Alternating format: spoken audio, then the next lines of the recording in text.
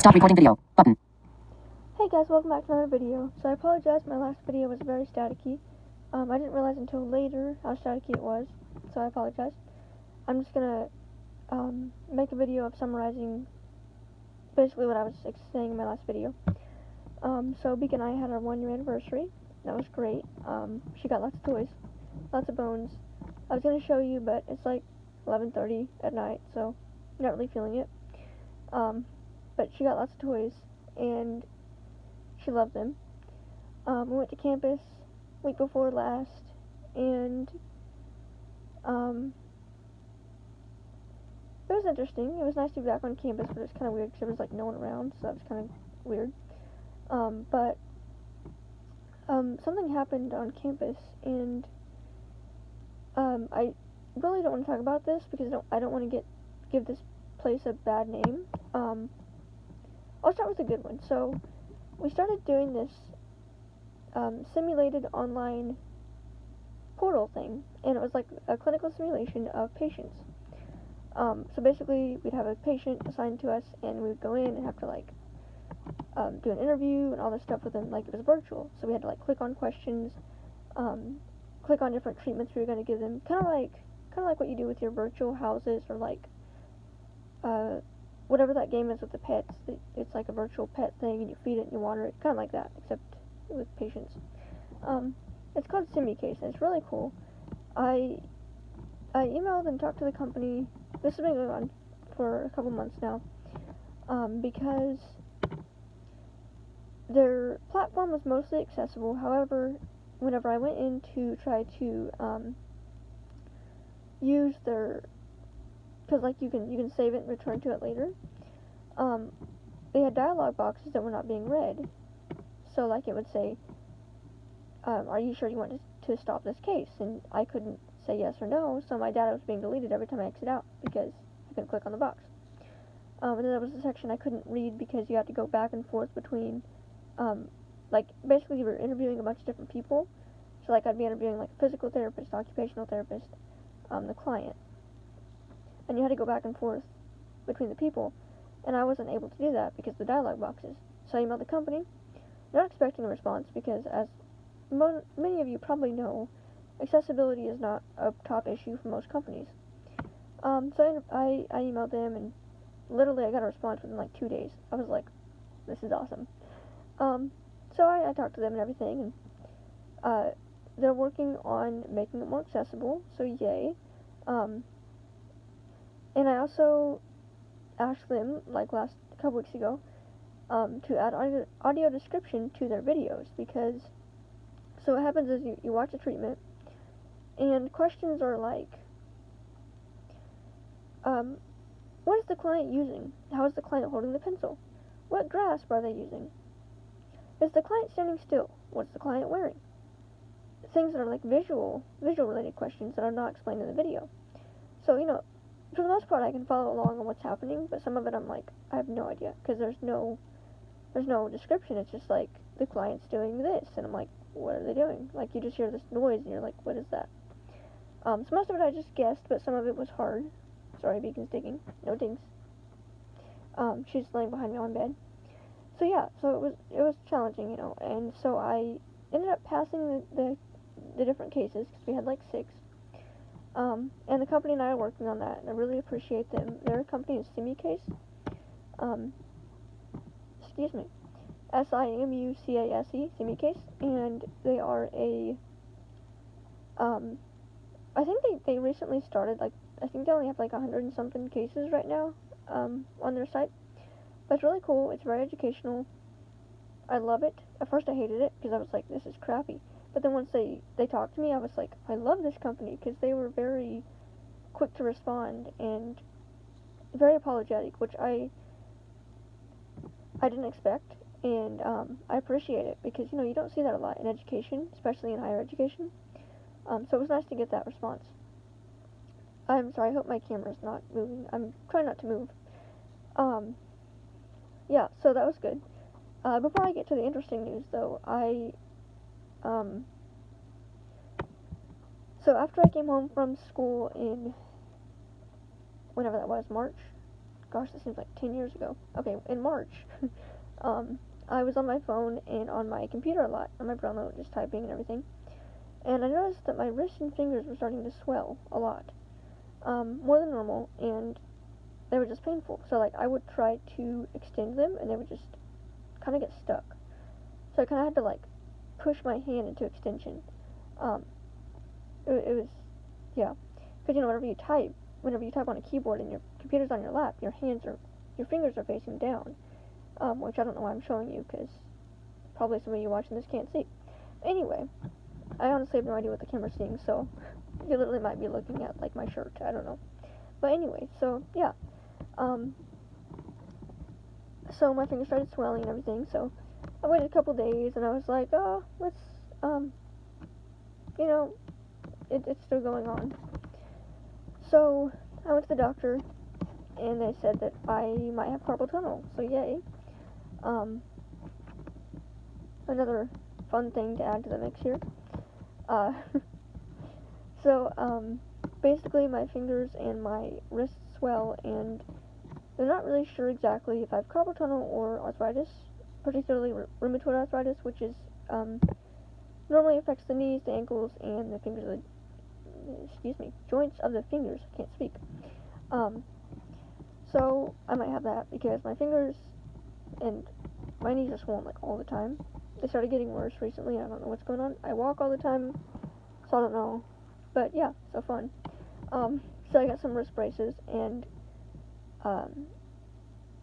whenever I wear them for a while, like, sometimes when I start flexing my hands, like, they'll just kind of shake a little bit. So I think that's what was happening, because I was holding the camera in such a weird position. When I was recording my last video, my hand was shaking a little bit, and that kind of messed with the sound, so I apologize.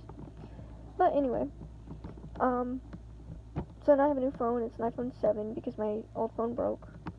Like, literally, it just said deactivated, and I was like, come on, man. So I got a new phone. And I'm glad, because it's very sensitive to sound, which is great, but also really bad because I'm on Zoom a lot, and I'm like, oh my gosh, that's horrible. Like, the sound is echoing. So, you know, when I was filming that video and I listened to it again, I was like, wow, that's horrible sound. Anyway, back to the story. So, okay. So we had to take a practice test for the National Board Certification. And there's a company, well, actually, the organization is called NBCOT, National Board Certification for Occupational Therapy and Occupational Therapy Assistants. And they are a company that, well, I don't know if they're a company or like an organization, but basically they come up with the certifications for OT and OTA, which is me. I'm supposed to take this practice test, and the university bought this practice, like, study pack thing for us online.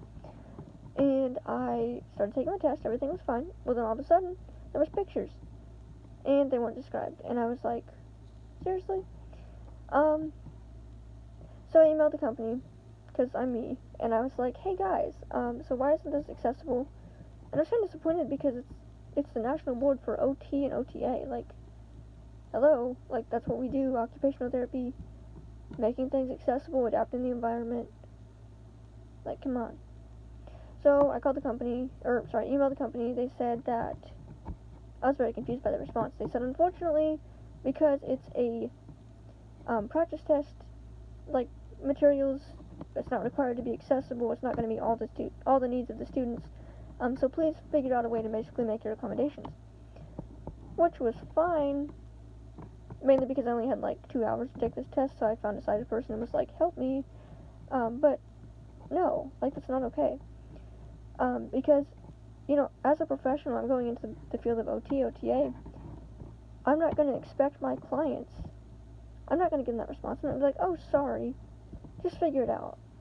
Like, no, it's the board certification, you have to make it accessible, and I don't care if it's a practice test or not, same rules still apply. I mean, am I going to be able to use the excuse on the boards, oh, sorry, that wasn't described, so that's why I failed? They're not going to let me they're not going to let me do that. So, yeah, I'm a little bit angry. And I'm going to be emailing them in a couple weeks again, or probably next week, to be like, hey, what's going on? Because they also said at the end they will be forwarding it to the appropriate channels, which most of the time that means nothing's going to be done. I'm not calling out the NBCOT to, like, you know, give them a bad reputation, but I also want people to know, like, hey, this company did this, and they're board certification people. Like, what the heck? So yeah, I'm just a little bit angry. And there's been some other things going on with my field work. I don't really want to go into too much detail because this could be interesting. And I don't want to say anything that I'm going to regret later, but basically, I was discriminated against with my fieldwork choices. And I wasn't going to say anything because I don't want this to be going to my fieldwork educators and then being like, well, she doesn't want to be here. That's not true. However, I'm blind. I know I'm blind, and I don't want to be judged by the world as a blind person who is not capable of competing with the sighted world. And because of some specific people, which I'm not going to name because I'm not that person, unless I have to, who decided for me that I couldn't compete with the sighted world, so therefore I would be placed at such and such specific place for my field work. And honestly, at first I just let it go because I was like, it's field work. But then I got really mad after a couple days, especially when all my classmates went to their field work and I didn't get to go. And at that time I was like, I'm not going to say anything, like, I'm overreacting. But I talked to some people and I realized, like, no, like, I have a right to be upset. I have a right to be angry because, yes, I'm blind, but I still have the same access as everyone else. I'm still as equal as everyone else, so I should get the same opportunities. And if I fail at my field work, like, it's whatever, I fail. But at least give me the chance to try to succeed. And that's all I'm going to say about that because there's some other things that are happening now with that. And I'm just not going to say any more until I hear more information, but I'm very frustrated at specific people, and it's hard being professional when you're like so mad enough you want to like punch something or cry, or that's really hard. And honestly, this whole time I haven't really been the most professional person because, like, I mean, you people out there that are watching this, I don't know if you're blind, if you're sighted, if you're black, I don't know, whatever you are, there's always going to be something that someone's going to find that, and they're going to discriminate against you. And really, you've got some choices, so you can be angry about it and tell the person all about it. If they say like an offensive comment or racist comment, you can be like, hey, like, can I punch you? And you can fight them or whatever you want. Or you can just let it, as the Bible says, turn the other cheek. But you have to set a limit for yourself of when enough's enough, and understand that you're worthy and you're important and you deserve respect. And you have to decide for yourself, how much you're going to put up with. How many racist comments, how many discriminatory remarks are you going to be able to handle before you either just psychologically, like, snap, or you stand up for yourself. And I'm not saying that everyone who makes a racist comment or whatever they say is meaning to. Maybe they just literally have no idea what they're saying. Like, they don't understand the consequences of what they say. But the majority of people, if they know it or not, it's still offensive to whoever they're saying it to. And so, I'm encouraging you all to stand up for yourself and basically, I mean, you're a person. You deserve respect. You deserve to be heard, to be listened to be encouraged. And I've had to kind of give myself that pep talk recently because I'm like, I don't want to make a scene, like, I don't want to call anybody out. I don't want to be that person that's like, what do they call them? I forget. Oh yeah, ADA drive-bys. That's what they call them. So there are these people that, excuse me, sorry. Sorry about that. Allergies. There are these people that are filing complaints with the ADA, like, a lot. So what they do is they go on different websites and they say this website's not accessible, and they go to another one, this one's not accessible, and they literally file a complaint about every single website, every single place they find that's not accessible, which we're supposed to do. If something's not accessible and you talk to the people and they're like, no, you complain, So they started calling these people, I'm not sure exactly the term, but I think it's like drive-by something. I don't remember exactly, but it's basically they complain a lot. Which, I understand that people are getting annoyed because, some people you get those people that constantly complain about everything and you're like, would you just stop, just let it go? But you do have to set a limit for yourself and know when enough's enough and stand up for yourself and not let the world be basically not let the world take advantage of you. So, like the protests, for example, with George Floyd's death, I was angry, and I'm not a very, show my emotions type of person, but with that I was so angry because, well, the fact that these people who were police officers who are supposed to show, respect and everything for people, and they just murdered him, what the heck? So, I was very annoyed about that, what the heck, what are they doing? And then whenever the protest started, I was like, yes, I support the protesters because enough's enough, we've had enough, so listen to us. Because, I don't know if I mentioned this before or not, but I'm mixed, so my dad's black, mom's white. And I live in a small town with, the majority of white people. And, I'm blind. And a woman.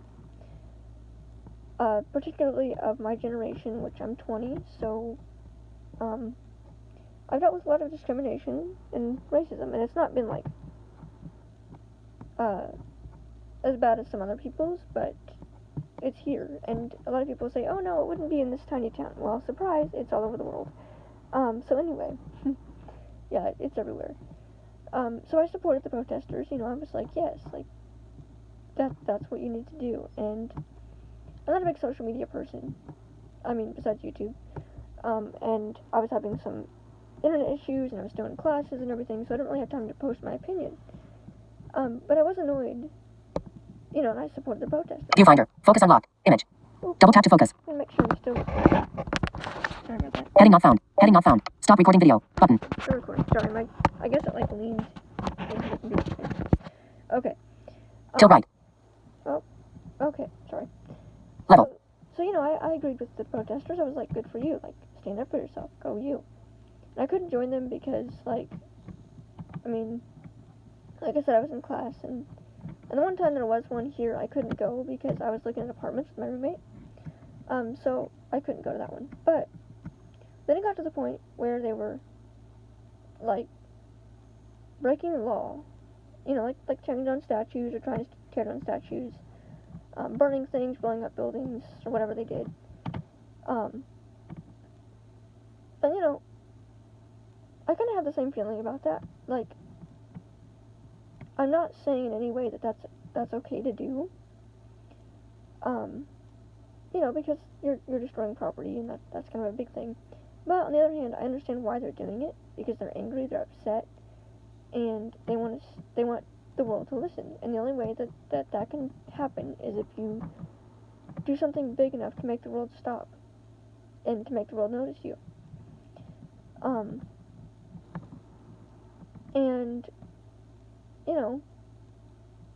I understand why they did it. I'm not saying it's correct.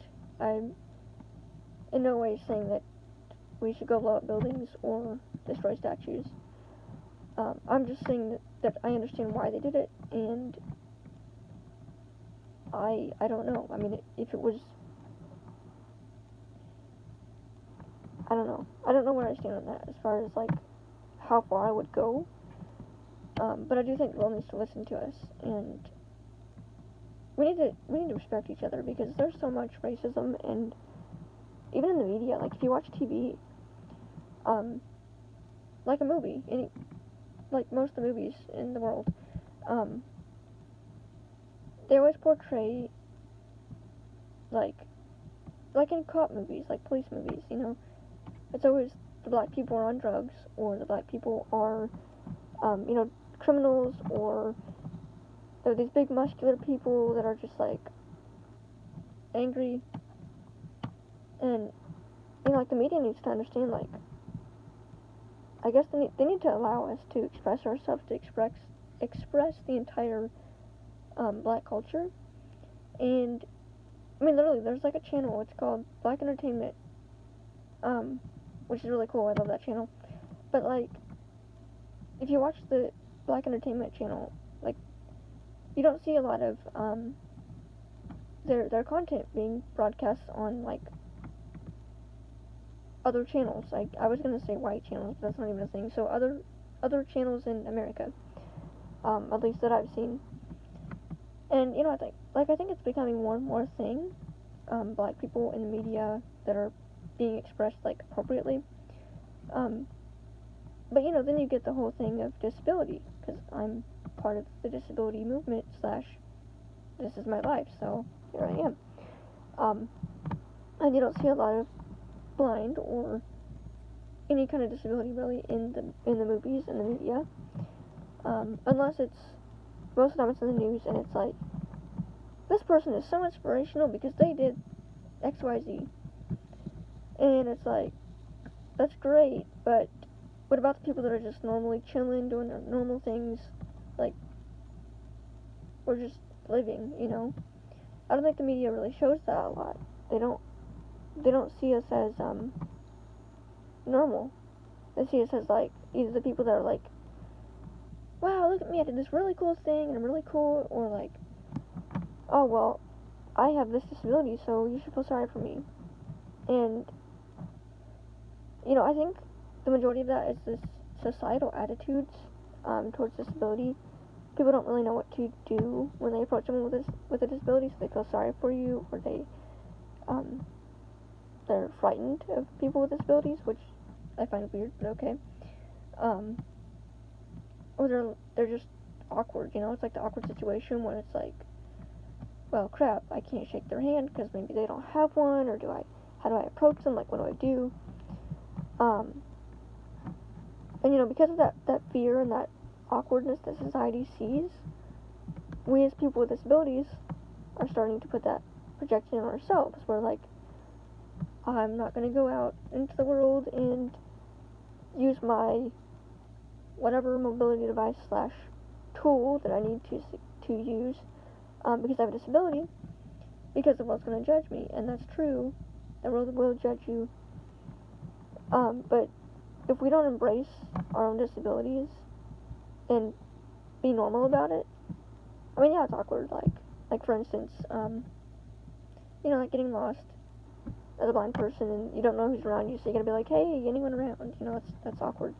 But if we don't learn to see ourselves as normal, how can we expect the world to? How can we expect society to see us as normal people? Sorry, that was like a really long rant. I apologize. Yeah, I've had like 4 months to build all this up in my head, so it's coming out now. Yay. But yeah. So we've got to learn to not only see ourselves as normal and regular and equal to society, but we also have to understand that because we see ourselves as normal, we deserve the same treatment as everyone else. We deserve to have equal access to everything. And I'm going into the occupational therapy assistant field, hopefully, next year. I don't know, because I've got to figure out field work for my job. But when I get a job, I haven't decided yet if I want to work with blind people or non-blind people with other disabilities or not, because I really want to help blind people, because I've been in that situation where I don't have any, I grew up in a rural town, excuse me, so I know what it's like to not have the resources that you need to succeed and, like, feel confident in yourself. So my passion is to work with blind people, but also I want to work with other people, because I feel like that the world assumes that because I'm blind, I'm going to work with blind people only.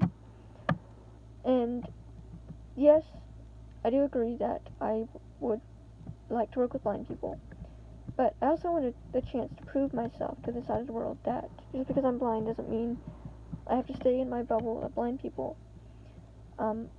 I can work with sighted people. I can work with, like, people who are deaf. I can work with basically any person, and I can deal with situations. Like, it may take me 30 seconds longer to help someone stand, or maybe to figure out a different way to push a wheelchair, or figure out how to label certain things, stuff like that. But I mean, I'm just asking for a chance, and this is kind of going back to my field work, but basically I didn't get the chance to prove that, and so I'm not going to go on about that. I'm sorry, I keep kind of circling back to that, but that's basically what's been happening with me for these past 4 months, and it's time for me to speak up about it, because I'm not gonna lie, I've been kind of struggling with it.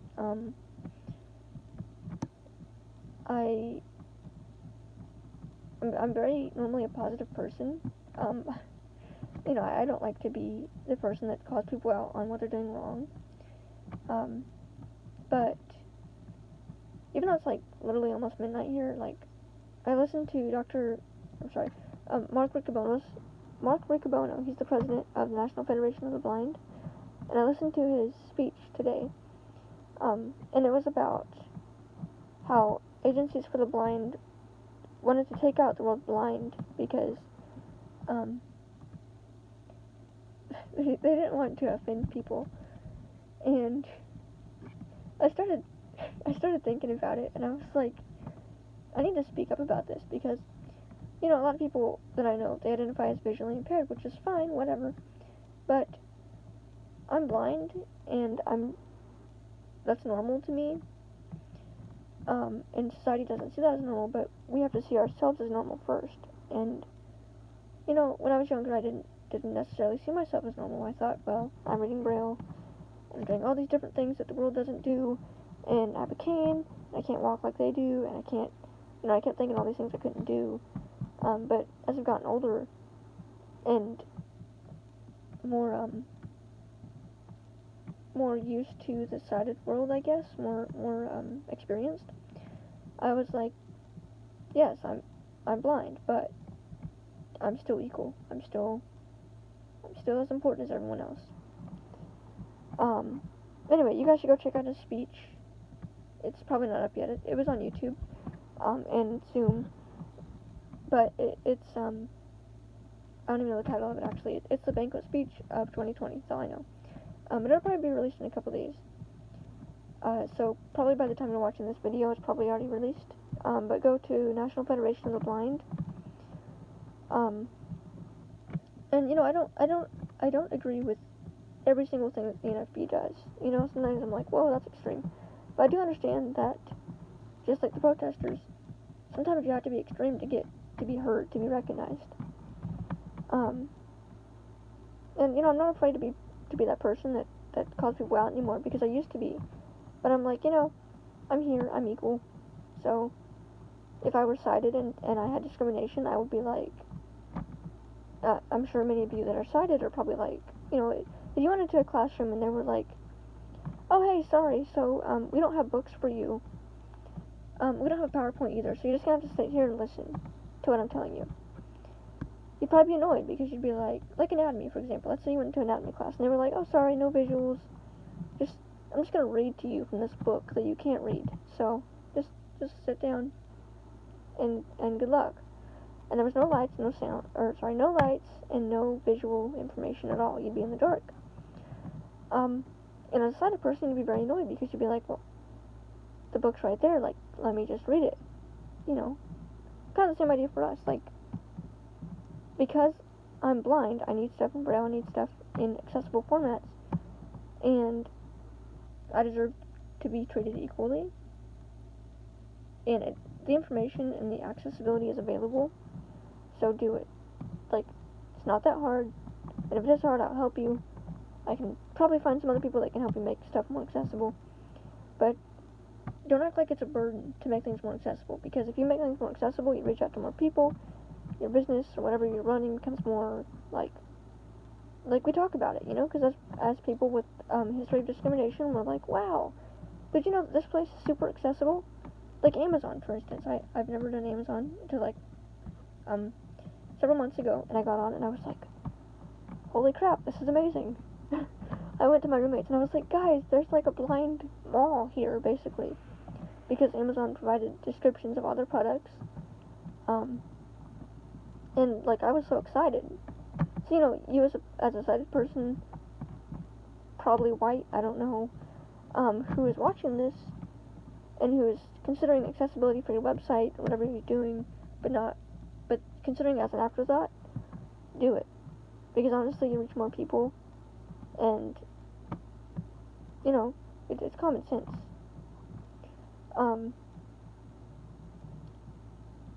So, yeah, I don't really know what I was gonna say after that. I've kind of gone through all my speech. I didn't really have anything planned. I just kind of did this out of the spur of the moment. But yeah, so hopefully this video kind of helps clear up some issues with my video. If you didn't watch my former video, I might take it down actually, because it was very, like, my hands were shaking, the camera was moving, it was kind of like crinkling. I was like, what the heck? So I do apologize for that in advance. And if this one is really crappy too, I apologize, but at least my message will probably get through. Hopefully. But yeah, so, I mean, I really started, like, thinking about this more because the ADA is turning 30 in, like, a week. Next Sunday, I believe, the 26th, I want to say. And, you know, I mean, I grew up with the ADA, basically, so I'm 20, and so it was in 1990. So, you know, it was there 10 years, so I had enough time when I was born that things were kind of accessible, sort of-ish, because it was 10 years. But now it's 30, and yes, things are more accessible. Yes, we have a law to lean on, kind of, sort of, but it's not as strong as it should be, because there's all kinds of loopholes that people can create. You know, like you have the Air Carrier Access Act, which is a totally different thing from the ADA, because it's airplanes. Which I don't really get, because, I mean, airplanes, like, they take people across the country, across the world, so why shouldn't they be accessible? But anyway, sorry, that's a little rant. So, ADA is turning 30, and we've come a long way. I don't know from personal experience, because, like I said, I was born after the ADA came into effect. But I've seen some changes over the past, well, I guess, 20 years since I've been alive, that have improved accessibility, but it's still not universal. Everyone's still kind of like, well, there's this thing called the ADA, and I don't really know what it does, but it's just so expensive, and I shouldn't have to provide for, you know, everything. There's still people out there that do that, and it annoys the crap out of me, because I'm like, we're still people, we still deserve equal treatment. So, you know, the ADA is great, it's making progress, but we still have a long way to go. So don't assume that because you follow the basic, very, very basic standards of the ADA, that you're fine. Because, I mean, yes, technically you are accessible, but are you as accessible as you should be? Probably not. So, that's my rant. Excuse me, sorry. It's like midnight, so I'm gonna stop for now. But, happy anniversary to the ADA. It's 30. Hopefully, in the next 30 years, there'll be all kinds of cool stuff coming up, and we can be like, woo, 30 years ago I was complaining about this, but now, that'd be really cool. Like if truncated domes were straight and normal, or if, cars, what's the word? Electronic car, that's not the right word. The cars that make noise, excuse me, the cars that don't make any noise, the silent killer cars, as I like to call them. In 30 years we could be like, wow, 30 years ago there were these cars that didn't make any noise and people got hit by them. But, maybe 30 years from now we'll be driving like the autonomous vehicles and everything will be accessible. That'd be so neat. And we had people with disabilities in every aspect of society, like doctors, surgeons, like all the really cool stuff that people think that people with disabilities shouldn't do, or couldn't do. Like, we have technology now. Like I can take my phone and figure out what color something is, or if the light's on, and that's been like the past 20 years. So who knows what's in store for the next 30 years of the ADA. So we're getting there. We are improving, but we need to do better, and there's still a long way to go. So that's my 2020 rant, I guess. Surprise, another rant. Slash happy anniversary to the ADA. So thank y'all for watching. Hopefully this kind of made sense. I'm sorry, I'm kind of tired, but I wanted to make this video. And also, I apologize if I'm not looking into the camera. I have it leaning against my laptop, because I didn't want my hands to hold it, and you hear my hands moving all the time. So yeah, so hopefully you all enjoy this video. Sorry for the sound slash visual, I have no idea what you're seeing. Yeah, and thank you all for watching. Have a good night slash day, and go check out the NFB. And ACB, because ACB is good too. ACB is the American Council of the Blind. There's some really cool stuff. But go check out the NFB presidential speech, for the Bango speech of 2020, because that's where they talk about blindness and how, basically they explain my frustrations about blindness, and how the side of the world doesn't see us as equal. So, thank you all for watching. Hopefully you all have a good night slash day again, and this is my final time of saying goodbye. So, bye!